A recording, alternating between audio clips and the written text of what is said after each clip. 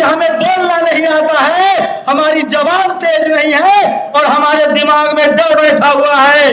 तो डर निकाल देंगे ना से, अब नहीं डरेंगे ना, किसी से नहीं डरेंगे ना, हमारे साथ संविधान है। इस देश में जिस दिन बहुजनों ने बोलना शुरू कर दिया, सिर्फ बोलना शुरू कर दिया, लिखना शुरू कर दिया, सोशल मीडिया का इस्तेमाल करना शुरू कर दिया, भूचाल आ जाएगा, हमारी सत्ता होगी। हमारे कॉलेज ने कभी हथियार नहीं उठाया, लेकिन उन्होंने अंगुली माल को बदल डाला। हमारे पास ऐसे महापुरुष हैं।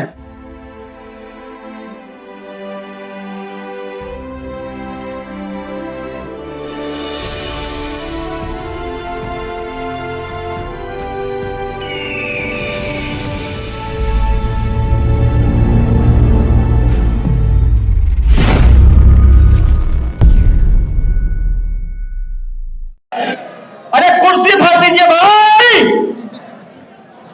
एक बार फिर से जोर से बोलिएगा। जो लोग आए हुए हैं, अगर दम है तो, मन से आए हैं तो, और टाइम पास करने आए हैं तो ठंडा में रहिए, और अगर सुनने आए हैं तो शुक्रिया कहिए भंते सुमित रत्न का, जो ऐसे भंते हैं आपके पास, जो आपको राजनीतिक आंदोलन भी समझा रहे हैं। तो बोलिए जय भीम, जय भीम। इतनी जोर से आवाज लगाइए कि सात समुंदर पार भी जाए। जय भीम, जय भीम।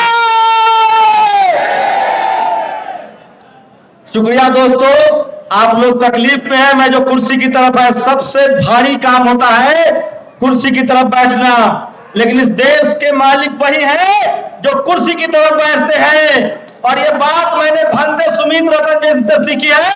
वो जब भी कोई बात शुरुआत करते हैं तो कहते हैं मुल्क के मालिकों।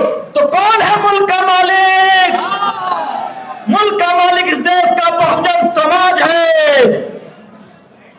शुक्रिया आप लोगों को, और आप लोगों को देखकर जोश आ गया। मेरी गुजारिश है कि जो लोग भी नेशनल दस्तक को कम से कम देखते हैं, वो तो कुर्सियों पर चले जाएं।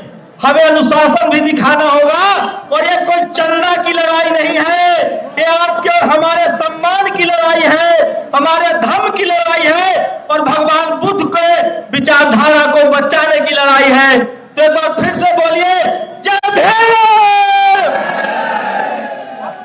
दोस्तों, मैं पेशे से पत्रकार हूं, और मैं जानता हूं कि इस देश के बहुजन समाज के लोग सिर्फ 5 जगहों पर नहीं हैं।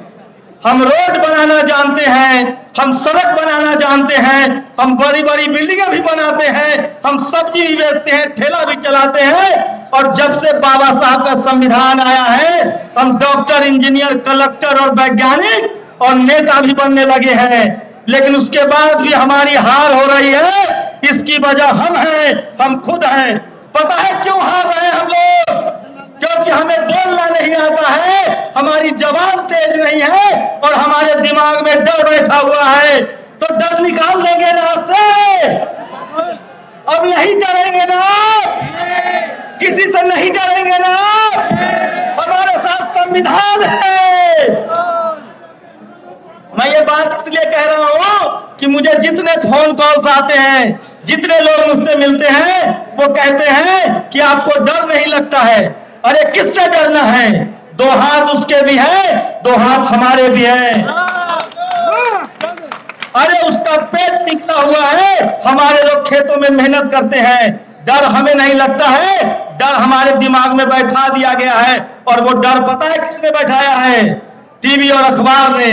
मैं एक पत्रकार के तौर पे आप लोगों से गुजारिश करता हूं कि इस देश के टीवी और अखबार का बहिष्कार कीजिए। एकदम टीवी अखबार मत देखिए, क्योंकि इस देश के टीवी और अखबार ने आपके नजरों में आपके नेताओं को बेईमान घोषित कर दिया और आपने मान लिया। इस देश में इतने सुंदर पार्क जो बैठे हुए हैं आप, ये मायावती ने बनवाया। इस देश में अखिलेश यादव ने पार्क बनवाया, मेट्रो बनवाया, लालू यादव ने कॉलेज यूनिवर्सिटी बनवाए, मायावती ने कॉलेज यूनिवर्सिटी बनवाया, हेमंत सोरेन, शिबू सोरेन, करुणानिधि, जितने बहुजन नेता हैं उन्होंने काम किया, स्कूल बनवाए, अस्पताल बनवाए। और इस टीवी अखबार के दलालों ने, मनुवादियों ने हमारे नेता को हमारी नजरों में बेईमान घोषित कर दिया। कोई बेईमान नहीं है, वो सब के सब नेता ईमानदार हैं। और आपको देखिए, वो इन नेताओं को लड़ाता है आपस में, कभी मायावती जी को अखिलेश से लड़ाता है, कभी नीतीश जी को लालू जी से लड़ाता है। इस लड़ाई को समझना पड़ेगा। और मुझे ज्यादातर कॉल आते हैं, आप लोग पूछते हैं कि हमारे नेता क्यों नहीं एकजुट हो रहे हैं। उसका एक जवाब है, जिस दिन बहुजन समाज एकजुट हो गया, नेता तो दौड़ के एकजुट होगा। और मैं गौर बात कह रहा हूं, हम सब लोग जो SC ST OBC माइनॉरिटी के लोग हैं, गांठ बांध लीजिए। इस देश का शेड्यूल कास्ट सबसे ज्यादा आंदोलन कर रहा है, इस देश का आदिवासी कर रहा है, इस देश के माइनॉरिटी कर रहे हैं। जिस दिन इस देश का हाथी OBC 60% वाला OBC जाग गया, CM PM भी हमारा होगा, SPTM भी हमारा होगा। ये देश वोट से चलता है, संविधान से चलता है। और ये OBC के लोगों की जिम्मेदारी है कि अपना CM PM बना लो, अपना SPDM बना लो, नहीं तो खेत जोतते हैं हम, हल चलाते हैं हम, और हमारे बच्चे मारे जा रहे हैं, हमारा रिजर्वेशन खत्म हो रहा है। और ये सब दो लोगों से कर रहा है। ये मनुवादियों का दो हथियार है, एक टीवी और एक अखबार जो आपके घरों में है, इसका बायकॉट कीजिए। और अब तो मुझे खुशी है, 100 से ज्यादा सोशल मीडिया के लोग हैं। आप लोग इंटरनेट पर पढ़िए, सोशल मीडिया देखिए, तमाम बहुजन चैनलों को देखिए, उनको सब्सक्राइब कीजिए और उनके पत्रकारों के साथ खड़े होइए। आजकल टीवी से देश चल रहा है, आजकल टीवी अखबार से सरकारें बन रही हैं। एक भी बहुजन समाज के पास टीवी अखबार नहीं है। मान्यवर साहब की आज पुण्यतिथि है, परिनिर्वाण है, आज वाल्मीकि साहब को लोग याद कर रहे हैं। सोचिए, मान्यवर साहब कहते थे मनी, मीडिया और माफिया। ये जो कहानी कहता है ना कि मायावती पैसा लेती हैं, अखिलेश पैसा लेते हैं, ये सब फर्जी है। वो पैसा लेते हैं पार्टी चलाने के लिए, क्योंकि उनको कोई चंदा नहीं देता है। ये बहुजन समाज पार्टी भी चंदे से चलाता है, ये प्रोग्राम भी चंदे से हुआ है, ये सोशल मीडिया भी चंदे से चलाता है। इसलिए निडर होकर कहिए कि हम गरीब लोग हैं, चंदे से चलाएंगे, लेकिन हम अपने बच्चों को पढ़ाएंगे और एक दिन इस देश में हमारी सत्ता होगी।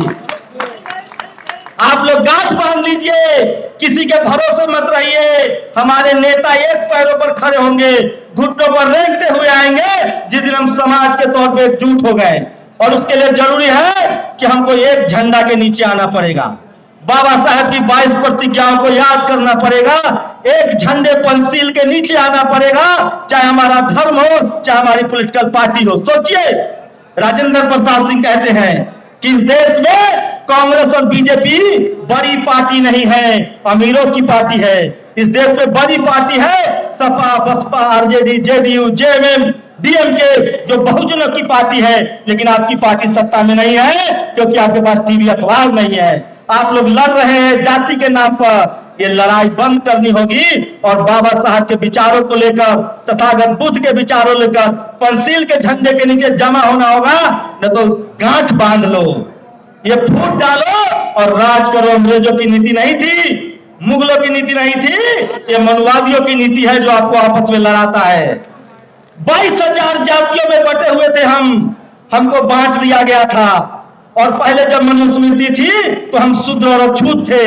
बाबा साहब ने हमको SC ST OBC और माइनॉरिटी बनाया है। किसी से जाति मत पूछो, बस इतना पूछो, SC हो, ST हो, OBC हो, जनरल हो, माइनॉरिटी हो, ये संवैधानिक टर्म है। संविधान के हिसाब से बात कीजिए। और मैं आखिरी बार कहना चाह रहा हूं, इस देश में जिस दिन बहुजनों ने बोलना शुरू कर दिया, सिर्फ बोलना शुरू कर दिया, लिखना शुरू कर दिया, सोशल मीडिया का इस्तेमाल करना शुरू कर दिया, भूचाल आ जाएगा। हमारी सत्ता होगी, हमारे कॉलेज यूनिवर्सिटी होंगे और हमारे बच्चों को सोचिए, आप टीवी नहीं चला सकते हैं। और आखिरी बार कह रहा हूं, जितने व्हाइट कलर लोग हैं यहाँ, जो बढ़िया कपड़ा, बढ़िया पढ़ाई लिखाई करके नौकरी कर रहे हैं, मेरे भाई गांठ बांध लो। अब मजदूरों को नहीं मारने वाले हैं वो। अब वो शहरों में जाति ढूंढ रहे हैं, कॉलेज में जाति ढूंढ रहे हैं, मीडिया में जाति ढूंढ रहे हैं, ब्यूरोक्रेसी में जाति ढूंढ रहे हैं, सुप्रीम कोर्ट, हाई कोर्ट में जाति ढूंढ रहे हैं। जो मलाईदार पद है वहां जाति ढूंढी जा रही है। बिजनेस में जाति ढूंढी जा रही है। तुम सब्जी बेचो, ठेला चलाओ, रिक्शा चलाओ, गरीब रहो, मजदूर रहो, कोई नहीं मारने आएगा। हो सकता है कि तुमको पुचकार कर 10-20 रुपया भी दे दे, लेकिन जब आप मलाईदार पद, एसपीडीएम, कलेक्टर, सीएम जब मांगेंगे तब वो आपकी जाति पूछते हैं और तब आप पर अत्याचार करते हैं। इसलिए अब जातिवाद जो है वो गांव में नहीं शहरों में आ गया है। उस जातिवाद से लड़ना है। और सोचिए, कल्पना कीजिए, वो कौन लोग हैं जो आपको धर्म के नाम पर लड़ाते हैं? वो कौन लोग हैं जो आपको जाति के नाम पर लड़ाते हैं? वो वही लोग हैं जो आपको चपरासी नहीं बनने देना चाहते हैं। सोचो, वो आपको चीफ मिनिस्टर बनने देगा? जो आपको चपरासी नहीं बनने देना चाहता है वो चीफ मिनिस्टर बनने देगा, चीफ जस्टिस बनने देगा?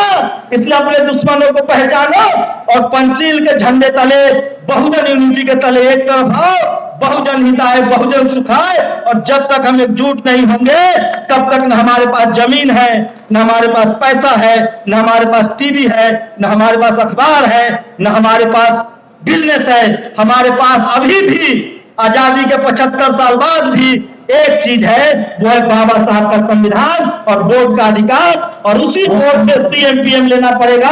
और अगर ये बात आप नहीं मानेंगे तो आप अपने मरने की तैयारी कीजिए। बस एक फर्क होगा, हमारी मौत पहले होगी, बारी आपकी आएगी, तरीका अलग अलग होगा। हमारी मौत सम्मान से होगी, हमारी मौत पे लोग रोएंगे और आप रोज जलालत की जिंदगी मारे जाएंगे। इसलिए अन्याय के खिलाफ, गैर बराबरी के खिलाफ खड़ा होना होगा, बोलना पड़ेगा, लिखना पड़ेगा। और सोशल मीडिया का इस्तेमाल कीजिए और अपने दिमाग से डर से निकालिए।